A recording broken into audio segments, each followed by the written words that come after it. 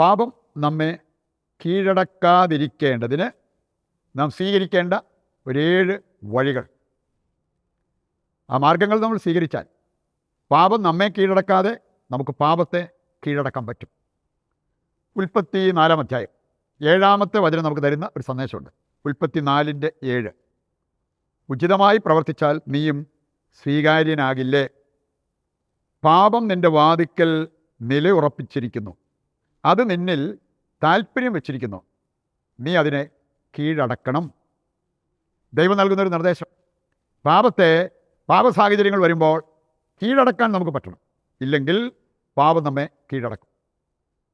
എത്ര നോക്കിയിട്ടും ആഗ്രഹിച്ചതുപോലെ പ്രാർത്ഥനയിൽ വളരാൻ പറ്റാത്ത വ്യക്തികൾ, പാപത്തെ കീഴടക്കാൻ പറ്റാത്ത വ്യക്തികളുണ്ട്.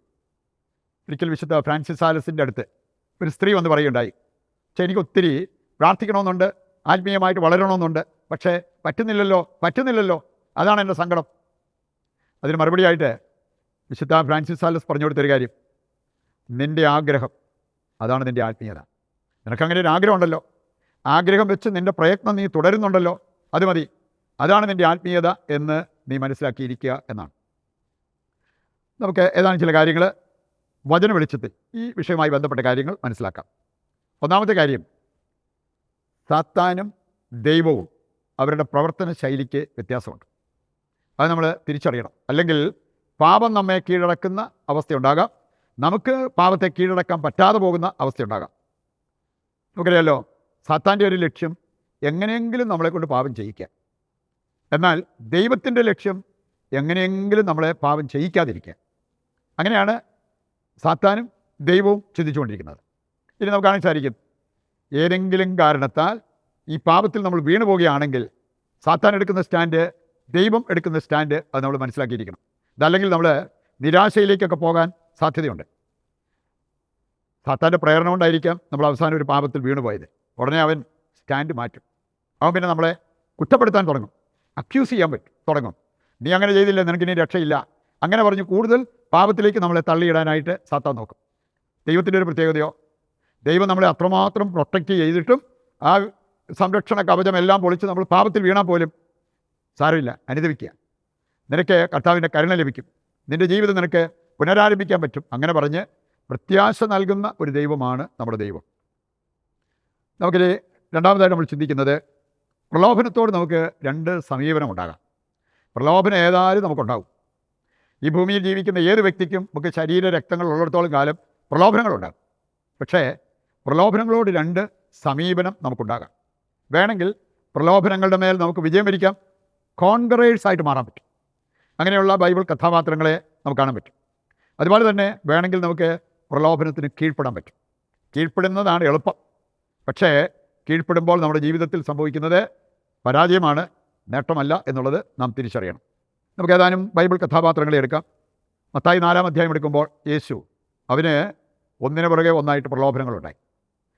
3 കാറ്റഗറീസ് ഓഫ് ടെംപ്റ്റേഷൻസ്, 3 ഗണം പ്രലോഭനം. അതിനെല്ലാം അവൻ അതിജീവിച്ചു. ഇനി അപ്പോൾ മാലാഖ വന്നവനെ ശുശ്രൂഷിക്കുന്ന രംഗം മർക്കോസിൻ്റെ സുവിശേഷം നമ്മെ പഠിപ്പിക്കുന്നുണ്ട്. വിശുദ്ധ ജെറോം പ്രതിപാദിച്ച ഒരു ചെറുപ്പക്കാരൻ, അവന് വ്രതമെടുത്ത് വിശുദ്ധ ജീവിതം നയിക്കാൻ വ്രതമെടുത്ത് പോകുന്ന ഒരു വ്യക്തിയാണ്.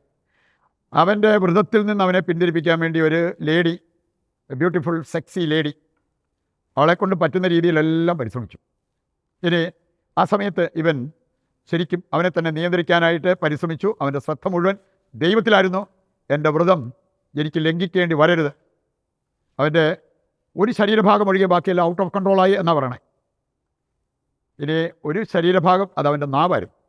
നാവ് കടിച്ചു പിടിച്ച് പ്രാർത്ഥിച്ചുകൊണ്ടിരുന്ന. ഇനി അങ്ങനെ പ്രാർത്ഥിച്ചതിൻ്റെ ഫലമായിട്ട് അവസാനം നാവിൻ്റെ അറ്റം മുറിഞ്ഞിട്ട് ആ ടിപ്പ് അവളുടെ മുഖത്തോട്ട് തുപ്പിക്കൊണ്ട് പറഞ്ഞു, നിനക്കെൻ്റെ വ്രതം ലംഘിക്കാൻ പറ്റില്ല. അത് കേട്ടതേ ആ സ്ത്രീ ഇട്ടേച്ച് പോയി. ഇനി ഈ മനുഷ്യനെ പ്രലോഭനത്തിൽ വീഴിക്കാൻ പറ്റില്ല എന്നുള്ളത് മനസ്സിലാക്കി അവൾ തോറ്റ് പിന്മാറുന്ന രംഗം അതേക്കുറിച്ച് വിശുദ്ധ ജെറോം പ്രതിപാദിക്കുന്നത് കാണാൻ പറ്റും. തോമസ് അക്വിനാസിൻ്റെ ജീവിതത്തിലുണ്ടായൊരു സംഭവം, അവനെയും അവൻ്റെ ചിന്തകൾ മാറ്റി ജഡികനാക്കാൻ വേണ്ടി ഒരു സ്ത്രീയെ അവനെ ഇട്ടിരുന്ന ബേസ്മെൻറ്റിലേക്ക് പറഞ്ഞു വിട്ടു. അവൾ ഇവനെ അല്യൂർ ചെയ്ത് പ്രലോഭനത്തിലേക്ക് അകപ്പെടുത്താനായിട്ടുള്ള ആ ഒരു നീക്കത്തിൽ അവൻ ചെന്നൊരു തീക്കൊള്ളി എടുത്ത് അവളുടെ നേരെ ചെന്നപ്പോൾ അവൾ പേടിച്ച് ഓടിപ്പോയി. അവൻ ചെന്നിട്ട് ഭിത്തിയിൽ ഒരു കുരിശ് ആ തീക്കൊള്ളി കൊണ്ട് വരച്ചിട്ട് പറഞ്ഞു, കർത്താവിൻ്റെ അനന്തകാരുണ്യം കൊണ്ട് ഒരു പ്രലോഭനത്തിൽ നിന്ന് ഞാൻ കഷ്ടിച്ച് രക്ഷപ്പെട്ടു. പിന്നീട് ഒരു ജഡിക ചിന്ത, ലൈംഗിക ചിന്ത, അങ്ങനെയുള്ള കാര്യങ്ങൾ പോലും അവൻ്റെ ജീവിതത്തിൽ വന്നില്ല എന്നാണ് ഒരു കാര്യം പറഞ്ഞിരിക്കുന്നത്. ഇതിൻ്റെ ഫലമായിട്ട് ദൈവം കൊടുത്ത വലിയൊരു അനുഗ്രഹം, ഒരു ആനുകൂല്യം. ഇനി നമുക്ക് കാണാൻ സാധിക്കും, ഈൽഡ് ചെയ്ത വ്യക്തികൾ, പ്രലോഭനത്തിന് കീഴ്പ്പെട്ട വ്യക്തികൾ, അങ്ങനെയുള്ളവരെ നമുക്ക് കാണാൻ സാധിക്കും. സോളമനെ കുറിച്ച് പറഞ്ഞിരിക്കുന്നത് പ്രഭാഷകൻ 47:19 വായിച്ചാൽ, സ്ത്രീകൾക്ക് അവൻ അധീനനായി. ഒരു കാലത്ത് ജ്ഞാനം നദി പോലെ ഒഴുകിക്കൊണ്ടിരുന്ന അവനിലേക്ക് പിന്നീട് അവൻ്റെ രാജ്യം പോലും വിഭജിക്കപ്പെടുന്നത് കാണാൻ സാധിക്കും. അതിൻ്റെ കാരണം ഇതാണ്, സ്ത്രീകൾക്ക് അവൻ അധീനനായി, അഭിലാഷം അവനെ കീഴ്പ്പെടുത്തി എന്ന്. സാംസനെ കുറിച്ച് പറഞ്ഞിട്ടുണ്ട്, ദലീല, ഇനി അവളുടെ മുമ്പിൽ അവൻ കീഴടങ്ങുന്നത് കാണാൻ സാധിക്കും. പിന്നീട് വളരെ പരിതാപകരമായൊരവസ്ഥയിലേക്ക് സാംസൺ പോകുന്നത് കാണാൻ സാധിക്കും.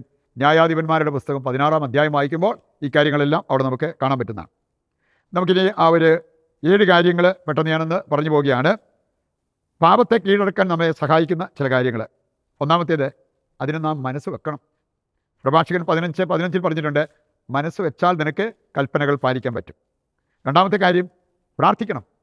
വിശുദ്ധ ജോൺ ക്രിസോസ്റ്റം അദ്ദേഹം പറഞ്ഞത്, പ്രാർത്ഥിക്കുന്നവർ പാപത്തിൽ വീഴുന്നത് അസാധ്യമാകും, പ്രാർത്ഥനയില്ലാത്തവർ ഉറപ്പായിട്ടും പാപത്തിൽ വീഴും. മൂന്നാമത്തെ കാര്യമാണ്, ഏത് പ്രവൃത്തി ചെയ്യുമ്പോഴും ജീവിതാന്തം ഓർക്കുക. ഇപ്പം മരിക്കാവുന്നതേ ഉള്ളൂ എന്ന് ചിന്തിക്കുക, ഈ പാപം ചെയ്യില്ല. പ്രഭാഷകൻ 7:36 നമ്മൾ വായിക്കുന്നതാണ്. നാലാമത്തെ കാര്യമാണ്, പാപ സാഹചര്യങ്ങൾ വരുമ്പോൾ അതിനെ ഒഴിവാക്കാൻ നമ്മൾ ചൂടും ശുഷ്കാന്തിയും കാണിക്കണം. പ്രഭാഷകൻ 21:2 പറഞ്ഞിട്ടുണ്ട്, സർപ്പത്തിൽ നിന്ന് എന്നതുപോലെ പാപ സാഹചര്യത്തിൽ നിന്ന് നമ്മൾ ഓടി അകലണം. അഞ്ചാമത്തെ കാര്യമാണ്, നന്മ ചെയ്യാൻ നമ്മളെപ്പോഴും ശ്രദ്ധയുള്ളവരാകണം. ഉൽപ്പത്തി 4:7 നമ്മൾ കണ്ടത് അതാണ്. അതുപോലെ തന്നെ ഫെബ്രുവരി 13:16 വായിച്ചാൽ, നന്മ ചെയ്യുന്നതിലും നിങ്ങൾക്കുള്ളവ പങ്കുവയ്ക്കുന്നതിലും വീഴ്ച വരുത്തരുത്. അങ്ങനെയുള്ളവർ പാപത്തിൽ വീഴാതിരിക്കും.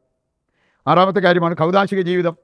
ഡെയിലി വിശുദ്ധ കുർബാനയിൽ പങ്കെടുക്കാൻ പറ്റിയാൽ അത്രയും നല്ലത്. അതുപോലെ തന്നെ ഒരു 2 ആഴ്ചയൊക്കെ കൂടുമ്പോൾ കുമ്പസാരിക്കാനായിട്ട് പറ്റുന്നവർക്ക് പാപം ഒഴിവാക്കി ജീവിക്കാൻ കുറച്ചുകൂടി എളുപ്പമായിരിക്കും. അവസാനത്തേത്, 7-ാമത്തെ കാര്യമാണ്, ദൈവത്തിൽ നിന്ന് വീണ്ടും ജനിക്കുക എന്നുള്ളത്. കർത്താവിൻ്റെ വചനത്തിലൂടെയും പ്രാർത്ഥനയിലൂടെയും എല്ലാം അത് സംഭവിക്കും. 1 യോഹന്നാൻ 5:18 പറഞ്ഞിട്ടുണ്ട്, വീണ്ടും ജനിച്ചവർക്ക് പാപം ചെയ്യാൻ പറ്റത്തില്ല. ഈ കാര്യങ്ങൾ നമ്മുടെ ജീവിതത്തിൽ നിറവേറുവാൻ ആഗ്രഹിച്ച് നമുക്ക് പ്രതിഷ്ഠാ ജപത്തിൽ പങ്കുചേരാം. ഇന്നിൻ്റെ എല്ലാ പ്രാർത്ഥനാ നിയോഗങ്ങളും നിശബ്ദതയിൽ ദൈവകരങ്ങളിൽ ഏൽപ്പിക്കാം. കർത്താവ് നമ്മുടെ എല്ലാ ആവശ്യങ്ങളും നിറവേറ്റി നമ്മെ അനുഗ്രഹിക്കും എന്നുള്ള ആ ഒരു ശുഭാപ്തി വിശ്വാസത്തോടെ ദൈവത്തെ സ്തുതിച്ചുകൊണ്ട് ദിവ്യകാരുണ്യത്തിൻ്റെ ആശീർവാദം നമുക്ക് സ്വീകരിക്കാം. യേശുവേ നന്ദി, ഹല്ലേലൂയ. കർത്താവേ, ഞങ്ങളുടെ എല്ലാ പ്രാർത്ഥനാ നിയോഗങ്ങളും അവിടുന്ന് സ്വീകരിക്കണമേ.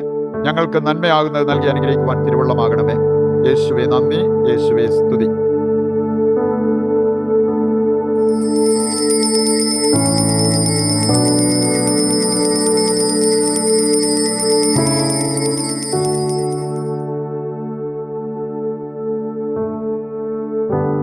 മറ്റൊരു എപ്പിസോഡുമായി നാളെ വീണ്ടും നമുക്ക് ഒന്നിക്കാം. ദൈവം നിങ്ങളെ സമർത്ഥമായി അനുഗ്രഹിക്കട്ടെ.